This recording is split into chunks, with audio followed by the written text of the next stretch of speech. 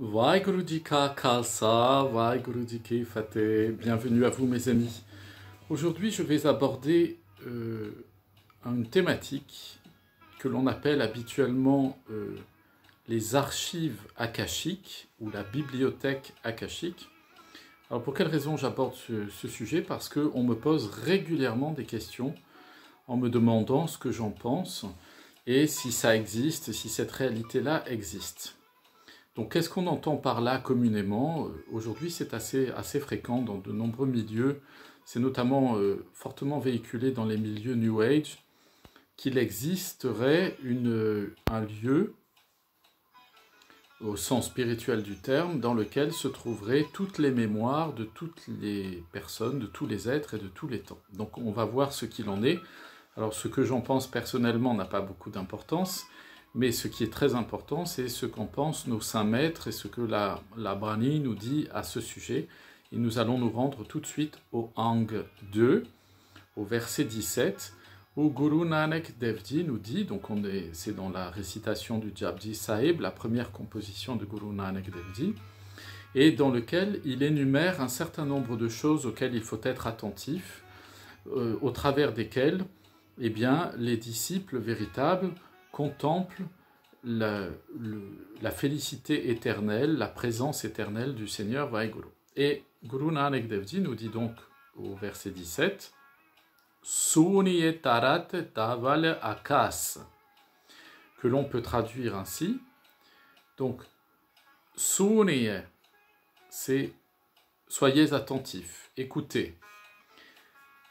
Tarat, la terre, Taval, Akash et les lieux akashiques. La terre avec son support, c'est-à-dire ce qui la soutient, et les lieux Akash, les lieux akashiques.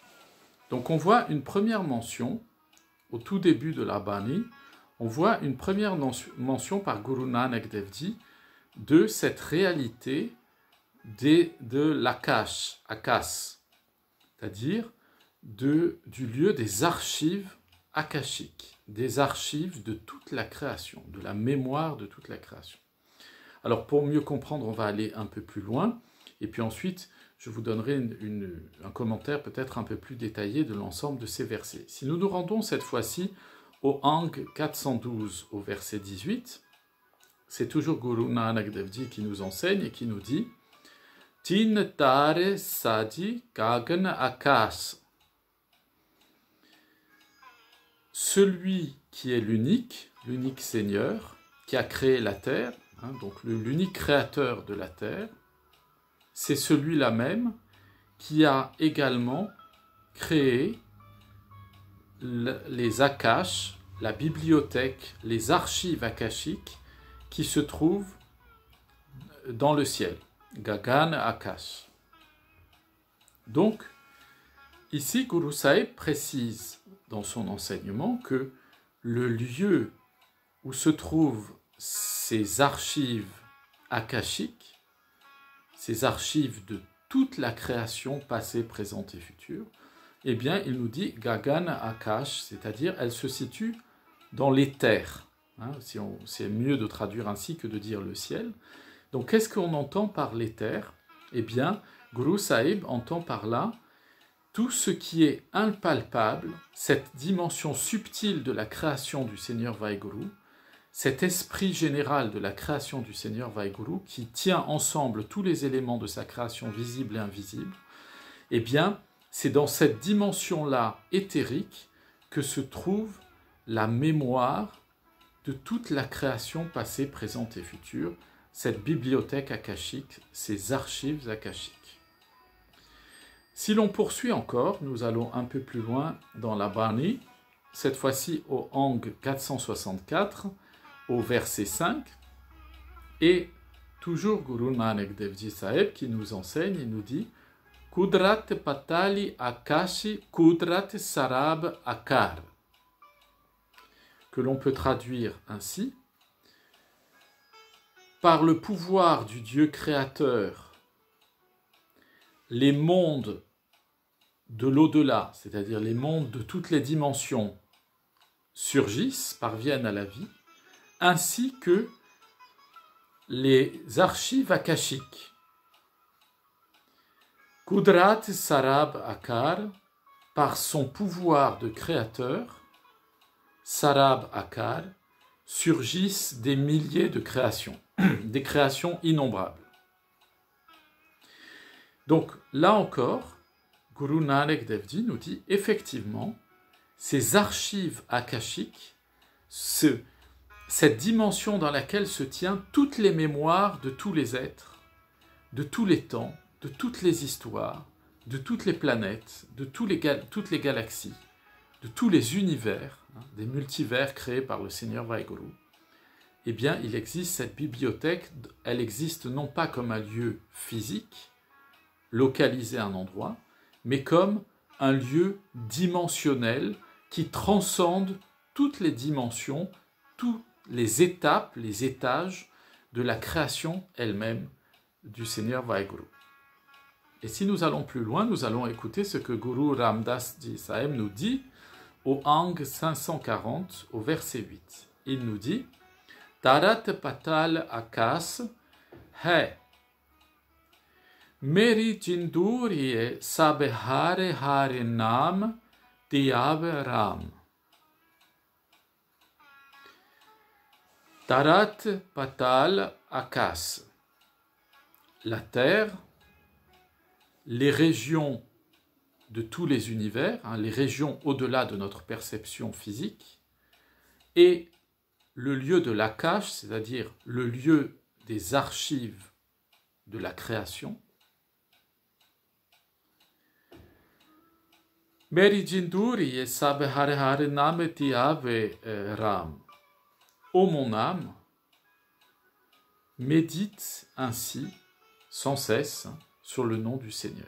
C'est-à-dire que Guru Ram Das Ji Sahib nous dit que nous avons la possibilité de contempler la terre sur laquelle nous sommes, ça nous savons tous le faire parce que ça nous est immédiat, mais aussi le patal, c'est-à-dire tous les autres mondes créés par le Seigneur Vaheguru. Il y a en nous une capacité surnaturelle de pouvoir justement contempler la présence du Saint-Nom de Vaheguru dans ces dimensions qui nous dépassent. Alors ça peut nous sembler quelquefois curieux et difficile parce qu'en fait nous sommes tellement pris dans les affaires matérielles, les affaires du man et les affaires du monde physique, et nous vivons dans des sociétés qui sont tellement nihilistes et matérialistes où on nous enseigne, y compris à l'école, dans le cadre social, etc., qu'il n'existe de raisonnable que ce que les yeux voient, ce que le nez sent, ce que les oreilles entendent, ce que la bouche goûte et ce que les mains touchent. Ça nous limite simplement et tellement radicalement au Panchtat, aux 5 sens, que nous finissons, Panchtat et Panchbhut d'ailleurs, à la fois aux 5 sens et en même temps aux 5 éléments de la création physique, l'eau, la terre, le feu, etc. Que nous pensons que, comme être humain incarné dans un corps fini, nous n'aurions pas la possibilité de contempler la présence du Seigneur Vaheguru dans autre chose que la nature immédiate qui nous entoure. Eh bien, Guru Ram Das Ji Sahib s'oppose en faux à cette idée-là, et il nous dit ici clairement, Tarat Patal Akash Hai. Il y a la capacité pour notre âme à contempler la présence d'une âme divine dans le monde physique, dans les mondes au-delà de ce monde, et dans le monde akashique, c'est-à-dire de pouvoir pénétrer dans cette mémoire universelle de la création et d'y contempler la présence même du Seigneur Vaheguru. Si nous poursuivons encore notre recension des occurrences de la présence, de la référence à ces archives akashiques dans l'enseignement de la Bani, nous pouvons nous rendre au Ang 1021, au verset 11, où Guru Nanak Dev Ji nous dit « Apetarti taul akashan » ou « akashan », pardon. Donc, il nous dit « Il existe, le Seigneur lui-même, le Seigneur Vaheguru, c'est sous-entendu, lui-même, il est à la fois la terre, il est à la fois le Dhoul, le bœuf mythique, qui soutient la terre, c'est un symbole en fait, c'est-à-dire la force physique et surnaturelle qui fait que cette terre existe. Et il est aussi le Akashan, c'est-à-dire il est aussi cette mémoire de la création divine, ce lieu des archives mémorielles de toute la création. Et ça, c'est très beau, mes amis, parce que nous nous rendons compte que dans l'enseignement de nos maîtres, il y a une réalité profonde de ce monde akashique. Que ce n'est pas une fantaisie simplement de notre esprit, ou quelque chose qu'on a ressorti de la tradition hindoue pour le mettre à la mode, actuellement avec le New Age et un peu le retour à l'orientalisme, etc. Non. Guru Nanak Dev Ji, il nous dit, le monde des archives akashiques, c'est la manifestation même du Seigneur Vaheguru, c'est-à-dire par notre connexion au Nam divin, à la présence du Seigneur Vaheguru dans notre Hirde, dans notre cœur, nous pouvons entrer consciemment dans cette mémoire universelle de toute la création, et donc transcender l'espace et le temps. Nous ne sommes plus limités par des questions de passé, de présent et de futur. Nous pouvons naviguer dans toutes ces dimensions à partir du moment où nous sommes connectés au Nam, nous sommes connectés au Seigneur Vaheguru, qui est lui-même la source de cet Akashan, de ce lieu de la mémoire absolue de toutes choses, de tous les êtres et de toutes les formes, quelles qu'elles soient, au travers de tous les siècles. Allons un peu plus loin encore, et toujours Guru Nanak Dev Ji nous dit au Ang 1037, au verset 16, il nous dit Sono Tarat Akash Upay. Sonao, à partir du vide absolu, Tarat Akash Upay. Tarat, la terre, Akash et les archives akashiques ont été tirées, ont été créées. Chose très importante, c'est-à-dire que la terre, au sens ici, Tarat, c'est le sens du monde physique matérialisé. Il ne faut pas le limiter à la terre sur laquelle nous nous trouvons en tant que planète. Tarat, ça veut souvent dire, dans la bouche de nos saints maîtres, les formes physiques des choses, la matière physique qui limite l'illimité qui est en nous, c'est-à-dire le Seigneur Vaheguru. Eh bien, cette forme physique, elle est apparue à partir du néant, du vide, c'est de l'absence d'être, elle est apparue en même temps que la mémoire de cette forme physique. Ainsi, mes amis, Guru Nanak Dev Ji nous explique que tous ceux qui ont existé, qui ont pris une forme de minéraux, forme de végétaux, forme d'animaux, forme humaine, mais arrêtons-nous à la forme humaine, tous ceux que nous avons connus, tous ceux que nous connaissons, et qui quitteront ce monde nous-mêmes, qui avons eu des formes physiques qui s'apparentent au tarat, à la terre qui a une forme de matière dense, de densité spirituelle qui se matérialise, eh bien, c'est très lié à cette mémoire éternelle, à ces archives de la mémoire de la création du monde. Et donc, au travers de cela, Guru Nanak Dev Ji nous dit que toutes les générations qui ont existé avant nous, et toutes celles qui existeront après nous, et notre propre génération, elles existent toutes actuellement en même temps. Qu'il y aurait une erreur de jugement et de pensée à croire que le passé est quelque chose qui n'existe plus, et que le futur est quelque chose qui n'existe pas encore, et qui n'existerait que le présent. Il n'existe que la présence même du Seigneur Vaheguru, qui est appelé ici Sonao, le vide absolu, parce que le Seigneur Vaheguru, il est à la fois celui qui existe et celui qui n'est pas. Nos saints maîtres l'appellent Shiv, celui qui n'est pas, qui n'a pas d'existence. Pourquoi ?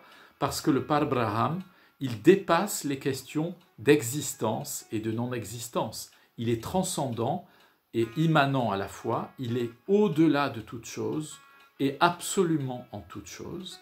Il est au-delà de l'être et il est au-delà du non-être. Et il est à la fois l'être et le non-être. Et ici, Guru Sahib nous dit ainsi, ce que nous avons connu et ce que nous connaîtrons et qui nous sommes aujourd'hui, c'est une seule et même réalité. En cela, j'aurai l'occasion de l'aborder dans un prochain enseignement. Guru Nanak Dev Ji, une fois de plus dans ses enseignements, préfigurait là ce que la théorie de la physique quantique développe depuis des dizaines d'années, à savoir qu'il existe simultanément dans le même temps des espaces-temps parallèles où se passe la même scène avec les mêmes personnages dans des conditions différentes. Et bien ça, c'est ce que nos saints maîtres appellent Akash, Akasin, le lieu de la mémoire de la création qui unit en une seule réalité, passé, présent et futur, parce qu'il n'y a pas dans le Seigneur Vaheguru de Dvaita, de séparation. Dans le Seigneur Vaheguru, il n'y a pas de passé, il n'y a pas de futur, il n'y a pas de présent. Il n'y a que le Seigneur Vaheguru, le principe général qui organise toute chose, la cause de toutes les causes. Celui qui est l'origine de tout ce qui est et de tout ce qui n'est pas, de tout ce qui a été, de tout ce qui sera. Et enfin, je voudrais conclure avec vous cette petite approche, évidemment, elle n'est pas exhaustive et je vous dis à l'occasion, je vous parlerai du rapport entre la théorie de la physique quantique et des enseignements de nos saints maîtres. Je reviendrai sur cette question de la bibliothèque akashique, de la mémoire akashique. Eh bien, je conclurai avec Guru Arjan Dev Ji Sahib au Ang 1078, au verset 19, qui nous enseigne la chose suivante. Simritarti ar akash, ou Simritarti ar akasa. La terre et les lieux akashiques, la mémoire akashique, Simre, se souviennent du Seigneur Vaheguru, méditent sur le Seigneur Vaheguru. Autrement dit, sont connectés, sont la manifestation même du Seigneur Vaheguru. Alors, finalement, quel enseignement tirer de tout cela, quel enseignement pratique? Eh bien, ce que nous pouvons retirer de tout cela, c'est que, mes amis, il n'y a pas, pour celui qui vit dans une relation de bhakti au Seigneur Vaheguru, dans une relation de dévotion amoureuse, et qui au fur et à mesure du temps développe en lui l'unité profonde avec le Seigneur Vaheguru, c'est-à-dire sort des illusions du Maya, de la dualité, celui-là, il peut voyager dans le passé, dans le présent et dans le futur sans aucun problème. C'est la raison pour laquelle nos saints maîtres, de Guru Nanak Dev Ji jusqu'à Guru Gobind Singh Sahib Ji, ils avaient cette faculté, lorsque quelqu'un s'approchait d'eux, à lire immédiatement dans cette personne ce qu'avait été cette personne dans ses incarnations précédentes, avant d'être l'incarnation qu'elle était aujourd'hui, ce qu'elle était aujourd'hui profondément, et ce qu'elle serait ensuite ou sera le lendemain. Pourquoi? Parce que Guru Nanak Dev Ji et l'ensemble de nos saints maîtres vivaient dans une connexion absolue au Nam, et ils étaient eux-mêmes la manifestation du Seigneur Vaheguru, la manifestation de sa divinité, de son âme divin, dans une forme physique pour le Kal-Yuga, pour apporter le Jyot, la lumière divine dans le Kal-Yuga, dans ce monde de ténèbres. Et au travers de là, tout celui qui se connecte à Guru Nanak Dev Ji et qui développe dans son cœur cet amour pour le Seigneur Vaheguru et le Seva, eh bien, il va voir apparaître en lui l'expérience de la non-dualité. Et c'est comme ça que, pour lui, le passé, le présent et le futur seront un seul et même monde dans lequel il peut voyager à sa convenance, parce qu'il n'est plus attaché au temps qui passe, mais à cette unité profonde que l'on appelle l'éternité et qui porte le nom de Vaheguru. Et donc, à ce titre-là, celui qui vit dans la connexion au Seigneur Vaheguru, il a accès en permanence à cette bibliothèque, ces archives universelles de la création, puisqu'en toute chose, visible ou invisible, il voit la présence du Créateur, du divin Créateur, du Seigneur Vaheguru, principe et source de toute vie. Je vous dis à très bientôt, mes amis, plein de bénédictions sur vous, vos familles, vos amis, vos voisins et tous ceux que vous aimez. Vaheguru Ji Ka Khalsa, Vaheguru Ji Ki Fateh.